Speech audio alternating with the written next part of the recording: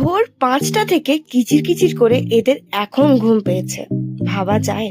যাই হোক, ওদের ছেড়ে চলে যায় রান্নাঘরে।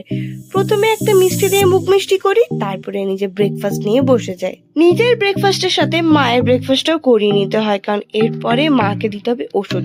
দাঁড়িয়ে থেকে সমস্ত কিছু ওষুধ খাওয়াতে হয়, এই এক আমার নতুন ডিউটি সারাদিনের মধ্যে। মাকে ওষুধগুলো দিয়ে চলে যাই আমি একটু নিজের জন্য লস্যি বানাতে। প্রচন্ড গরম, ভাবা যায় আর পাচ্ছি না, জাস্ট ছটফটানি লাগছে। লস্যি খাওয়ার পর চলে যাই বাইরে, জলগুলো সব ভরে কমপ্লিট করে নিই।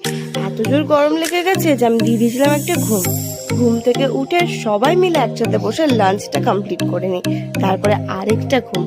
সন্ধ্যাবেলা উঠে চা খেয়ে নিই, আর রাত্রেবেলা কয়েকটা রুটি বানিয়ে নিই। যদিও পারফেক্ট না বানাতে পারলেও মোটামুটি কাম চলাও মানিয়ে নিতেই পারি। রাতে একটা পোচ খেয়ে নিই, কারণ ডিনার করার একদম ইচ্ছে ছিল না। আজ এই পর্যন্ত। ভালো লাগলে লাইক, সাবস্ক্রাইব, টাটা।